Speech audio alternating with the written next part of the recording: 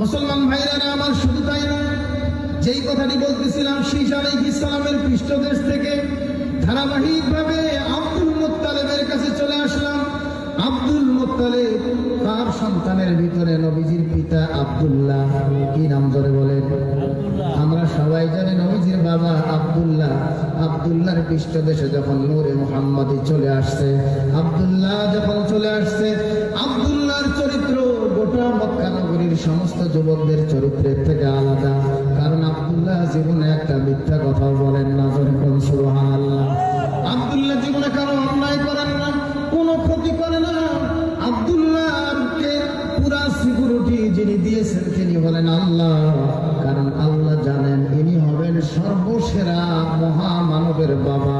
এনার চরিত্রে কোনো কালি লাগতে দেয়া যাবে না। সুবহানাল্লাহ। আব্দুল্লাহ বিশ্বনবী যে দুনিয়াতে আসবেন এখনো আসেন নাই। সমস্ত কিতাব সহিফার ভিতরে সেই নবীর আগমনের খবর আগেই চলে এসেছে। অন্য ধর্মের মানুষেরা তাদের হিংসা হতো, ইহুদি ধর্মের মানুষেরা তারা হিংসা করত, বৌদ্ধ ধর্মের মানুষেরা তারা হিংসা করত, খ্রিস্টানরা হিংসা করত। কেন জানেন? তারা জানতো আখিরি নবী যেদিন দুনিয়াতে আসবে ইনি হবেন খাতামুন নবিয়্যিন, এনার পরে আর কোন নবী আসবে না।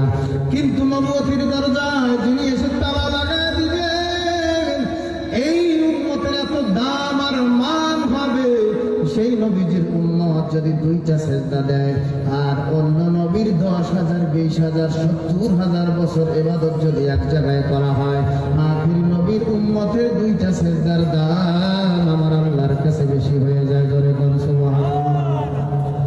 এই জন্য তাদের হিংসা হতো, তারা চাইতো না। কারণ আর একটা সূত্র হলো, এই নবী যখন দুনিয়াতে আসবে সকল ধর্ম, সকল নবী, সকল পয়গম্বরের সমাপ্তি হয়ে যাবে। অন্য নবীর কোনো ধর্ম চলবে না, অন্য কোনো ধর্মের অন্য কোনো কিতাব এখানে আর চলবে না। কারণ আমাদের নবী আসার পরে সব কিছু বাতিল হয়ে যাবে। কথা বলেন ঠিক কিনা? এই জন্য তারা চিন্তা করতো কোনোভাবেই যদি ঠেকানো যায়। সিদ্ধান্ত নিত কি করে এই ধারাবাহিকভাবে আখিরি নবী যাতে দুনিয়া আসতে না পারে কেমনে ঠেকানো যায়, এই চিন্তায় তারা ব্যস্ত থাকতো। তারা পরিকল্পনা করত।